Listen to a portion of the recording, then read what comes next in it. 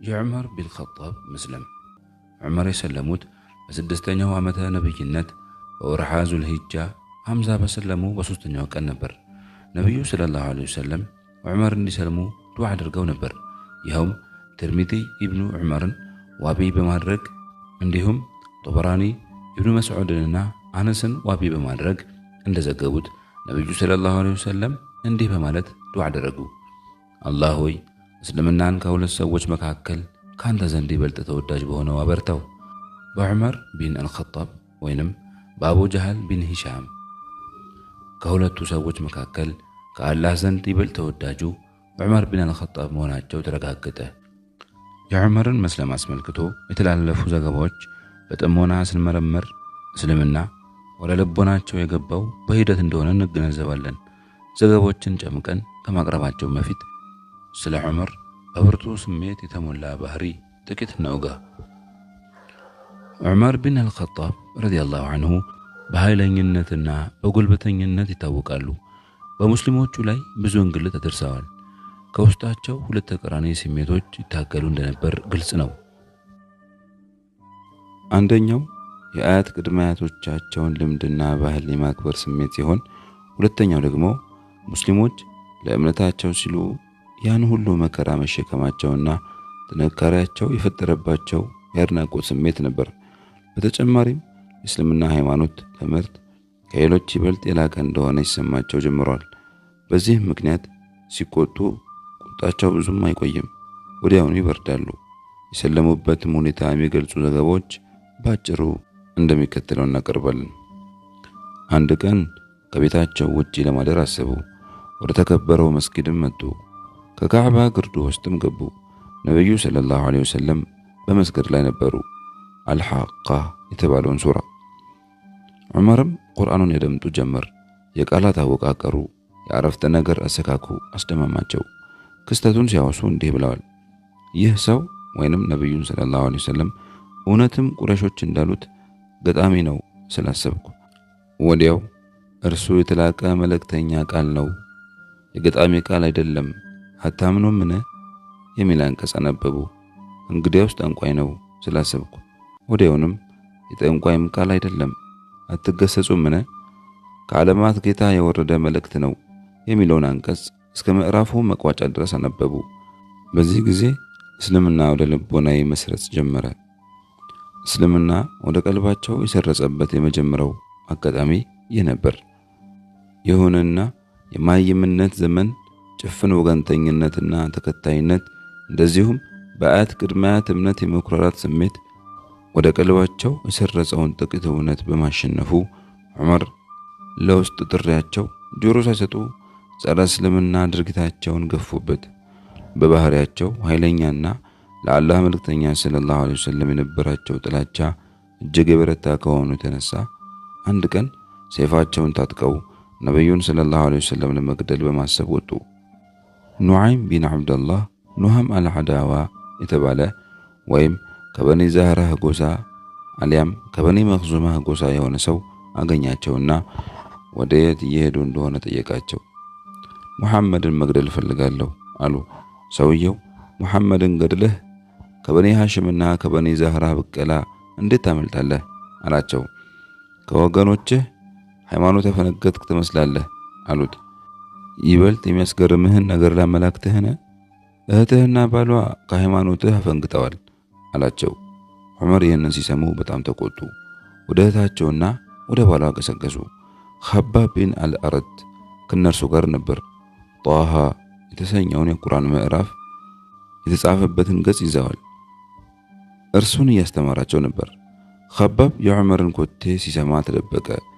የዑመር እህት ፋጢማ በበኩሏ የቁርአን ጽሑፉን ደበቀች። ዑመር ወደ ቤት ሲቀረቡ የኸባብን የቁርአን ንባብ ሰምተው ኖሯል። ወዲያው እንደገቡ ይህ የሰማሁት መነባነብ ምንድን ነው ሲሉ ጠየቁ። ወግ እያወጋን ነበር በማለት መለሱ። ዑመርም ከወገኖቻችሁ ሃይማኖት አፈንግጣችሁ እንዳይሆን አሉ። እህታቸውም ዑመር ሆይ እውነቱ ያለው አንተ ካለህበት ሃይማኖት ውጪ ቢሆንስ ስትል መለሰች። በዚህን ጊዜ ዑመር የእህታቸው ባልን ዘለው በኃይል ረገጡት። እህታቸው መጣችና ከባሏ ልታስወግዳቸው ሞከረች። በጥፊ መቷት። ፊቷ ደማ። ኢብን ኢስሐቅ በሰፈሩት ዘገባ እንደተመለከተው ሲመቷት ተፈነከተች። የዑመር ድርጊት በጣም አበሳጫት። እንዲህም አለች፣ ዑመር ሆይ እውነቱ ያለው አንተ ከምትከተለው ሃይማኖት ውጪ ነው። ከአላህ በስተቀር ሌላ አምላክ እንደሌለና ሙሐመድም የአላህ መልእክተኛ ሰለላሁ ዐለይሂ ወሰለም መሆናቸውን እመሰክራለሁ። ዑመር ተስፋ ቆረጡ። ከእህታቸው ፊት ላይ ደም ሲፈስ ሲመለከቱም ተጸጸቱ፣ ሐፍረትም ተሰማቸው። ከእናንተ ዘንድ ያለውን ጽሑፍ ስጡኝና ላንብበው አሉ። እህታቸውም አንተ ቆሻሻ ነህ፣ ንጹሐን እንጂ አይነኩትም፣ ታጥበህና አለቻቸው። ታጥበው ተመለሱ። ጽሑፉን ተቀብለው ማንበብ ጀመሩ። በአላህ ስም እጅግ በጣም ሩህሩህ በጣም አዛኝ በሆነው የሚለውን መግቢያ ነበቡና መልካም ባህሪያት ናቸው አሉ።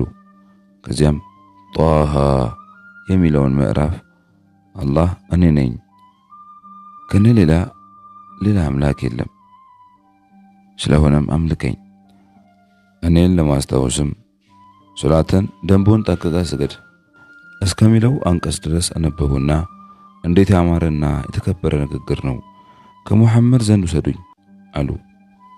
ኸባብ የዑመርን ንግግር ሲሰማ ከተደበቀበት ወጣና ዑመር ሆይ የአላህ መልእክተኛ ሰለላሁ ዐለይሂ ወሰለም ሌሊት ያደረጉት ዱዓ ላንተ እንደደረሰ ተስፋ አደርጋለሁ።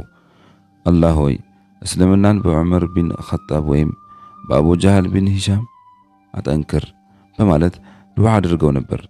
አሁን ከሶፋ ስር የሚገኘው ቤት ውስጥ ናቸው አለ። ዑመር ሰይፋቸውን ታጥቀው ወደ ተባለው ቤት ገሰገሱ። በሩንም አንኳኩ። ከሙስሊሞች መካከል አንዱ በቀረዳ ወደ ውጭ ሲመለከት ዑመር መሆናቸውን አየ። ሰይፍ ታጥቀዋል። ለአላህ መልእክተኛ ሰለላሁ ዐለይሂ ወሰለም ነገራቸው። ሰዎች ተሰበሰቡ። ሐምዛም ምን ሆናችሁ ሲሉ ጠየቁ። ዑመር መጣ አሏቸው። በሩን ክፈቱለት፣ አመጣጡ ለደግ ነገር ከሆነ እንሰጠዋለን፣ ለክፉ ነገር ከሆነም በገዛ ሰይፉ እንገድለዋለን አሉ። የአላህ መልእክተኛ ሰለላሁ ዐለይሂ ወሰለም ከውስጥ ወህይ እየወረደላቸው ነበር። ከነበሩበት ወጡና ዑመርን አገኙት። ልብሱንና የሰይፉን ጫፍ በመያዝ ሳቡት፣ በኃይልም ጨመቁት። እንዲህም አሉ፣ ዑመር ሆይ አላህ ለወሊድ ቢን ሙጊራ ያከናነበውን አይነት ውርደት እንዲያከናንብህ ትጠብቃለህን? አላህ ሆይ ዑመር ቢን ኸጣብ እነሆ። አላህ ሆይ እስልምናን በዑመር ቢን ኸጣብ አበርታ። ዑመርም ከአላህ ሌላ አምላክ እንደሌለና አንተም የአላህ መልእክተኛ መሆንህን እመሰክራለሁ በማለት ሰለሙ። በቤት ውስጥ የነበሩ ሁሉ ድምፃቸውን ከመስጊዱ እስኪሰማ ድረስ ተክቢራ አደረጉ። ዑመር ማጎብደድ የማያውቁ ብርቱ ነበሩ። የእርሳቸው መስለም ጣዖታውያንን ውርደት አከናነባቸው። ለሙስሊሞች ደግሞ ክብርን፣ ጉልበትንና ደስታን ጨምረላቸው። ኢብኑ ኢስሐቅ እንደዘገቡት ዑመር እንዲህ ብለዋል፣ በሰለምኩ ጊዜ ከመካ ሰዎች መካከል ለአላህ መልእክተኛ ሰለላሁ ዐለይሂ ወሰለም የበረታ ጥላቻ ያለው ማን እንደሆነ ሳስብ አቡ ጃህል ሆኖ አገኘሁት። ወደ ቤቱ ሄድኩና በሩን አንኳኳው። ወጣና ቤት ለእንግዳ ምን ጉዳይ መጣ አለኝ። በአላህና በመልእክተኛው ሙሐመድ እንዳመንኩ እርሱ ያመጣውን መልእክት እውነት ብዬ እንደተቀበልኩ ልነግርህ ነው አመጣጤ ያልኩት። አላህ ያዋርድህ፣ ያመጣኸውም ጉዳይ የተዋረደ ይሁን በማለት በሩን ከፊቴ ላይ ዘጋብኝ። ዑመር ተከታዩን ማውጋታቸውን ኢብን ጀውዚ ዘግበዋል። አንድ ሙስሊም ሲሰልም ሰዎች ይይዙትና ይመቱታል፣ እርሱም ይመታቸዋል። እኔ በሰለምኩ ጊዜ ግን ወደ አጎቴ ወደ ዓስ ቢን ሃሽም መጣሁና መስለሜን ነገርኩት። ወደ ቤቱ ገባው። ከቁረሽ ባላባቶች ዘንድ ወደ አንዱ ወይንም ወደ አቡ ጃህል ማለታቸው ሊሆን ይችላል ሄድኩና መስለሜን ነገርኩት። ወደ ቤቱም ገባ። ኢብን ሂሻምና ኢብን ጀውዚ በማሳጠር እንደዘገቡት ዑመር በሰለሙ ጊዜ ከጀሚል ቢን ማዕመር አልጀማሂ ዘንድ ሄዱና መስለማቸውን ነገሩት። ወሬ በማሰራጨት ከቁረይሾች ዘንድ ይበልጥ ፈጣን ነበር። ኢብን አልኸጣብ ከወገኖቹ ሃይማኖት አፈነገጠ በማለት ጮሆ ተናገረ። ዑመር ከኋላው ሆነው ውሸቱን ነው፣ በእርግጥ ሰለም ያለው አሉ። ተረባረቡባቸው። እስከ እኩለ ቀን ድረስ ሲፋለሙ ቆዩ። በመጨረሻም ዑመር ደከማቸውና ተቀመጡ። ሌሎች እንደቆሙ ነበሩ። ዑመር እንዲህ አሉ፣ ያሻቸውን ማድረግ ትችላላችሁ። በአላህ እምላለሁ ቁጥራችን 300 ቢደርስ ወይ እናንተ ወይ እኛ ይህችን ሀገር ለቀን እንሄድ ነበር። ከዚህ በኋላ ጣዖታውያን ሊገድሏቸው ወደ ቤታቸው ተመሙ። ቡኻሪ እንደዘገቡት አብደላህ ቢን ዑመር ተከታዩን አስተላልፈዋል። ዑመር ጥቃት እንዳይደርስባቸው በመስጋት ከቤት ውስጥ ተቀመጡ። አልአነስ ቢን ዋኢል አልሳህሚ አቡ ዓምር መጣ። ባህር የተቀመቀመ ልብስ ተጎናጽፏል። የበኒ ሰህም ሰው ነው። በኒ ሰህሞች በቅድመ ኢስላም አጋሮቻችን ነበሩ። ምን ሆነህ ነው በማለት ዑመርን ጠየቃቸው። እርሳቸውም ስለሰለምኩ ወገኖችህ ሊገድሉኝ አስበዋል አሉት። እርሱም ማንም አይነካህም አላቸው። ሲወጣም በርካታ ሰዎችን አገኘና ወዴት እየሄዳችሁ ነው አላቸው። ኢብኑል ኸጣብ ከወገኖቹ ሃይማኖት አፈንግጧል አሉት። ማንም እንዳይደርስበት አለ። ሰዎች ይህንን ቃሉን ሊጥሱ አልደፈሩም። በኢብን ኢስሐቅ ሌላ ዘገባ እንደተወሳው ሰዎች ወዲያውኑ እንደ ጉም ተበተኑ። በጣዖታውያን ወገን የነበረው ሁኔታ ከላይ የተጠቀሰውን ይመስላል። በሙስሊሞች ወገን የነበረው በተመለከተ ሙጃሂድ ኢብኑ አባስን ጠቅሰው እንደዘገቡት አልፋሩቅ በሚል ስያሜ የተጠሩት ለምንድን ነው ሲል ዑመር ቢን ኸጣብን ጠየቋቸው። ሐምዛ ከኔ በ3 ቀናት ቀደም ብሎ ሰለሙ በማለት ጀምረው የመስለማቸውን ታሪክ ካወሱ በኋላ በመቋጫው ላይ እንዲህ አሉ። በሰለምኩ ጊዜ የአላህ መልእክተኛ ሰለላሁ ዐለይሂ ወሰለም ሆይ ብንሞትም በሕይወት ብንኖርም በእውነት ላይ አይደለንምን በማለት ጠየቋቸው። አዎ ነፍሴ በእጁ በሆነቹ ጌታ አምላለሁ፣ ብትሞቱም በሕይወት ብትኖሩም በእውነት ላይ ናችሁ አሉኝ። ይህ ከሆነ ታዲያ መደበቅ ለምን አስፈለገ? በእውነት በላከህ ጌታ አምላለሁ፣ ይፋ እንወጣለን አልኳቸው። በሁለት ረድፍ ተሰልፈን ሐምዛ አንደኛውን እኔ ደግሞ ሌላኛውን ረድፍ እየመራን አደባባይ ወጣን። ወደ ተከበረው መስጊድም ገባን። ቁረይሾች ከዚያ ቀን በፊት አግኝቷቸው የማያውቀውን ሐዘን ውርደትም አገኛቸው። የዚያ ቀን የአላህ መልእክተኛ ሰለላሁ ዐለይሂ ወሰለም አልፋሩቅ በማለት ሰየሙኝ። ኢብን መስዑድ እንዲህ ሲሉ ተደምጠዋል። ዑመር ከመስለማቸው በፊት ካዕባ ውስጥ መስገድ አንችልም ነበር። ሱሃይብ ቢን ሲናን አሮሚ እንዳስተላለፉት ዑመር በሰለሙ ጊዜ እስልምና ይፋ ሆነ።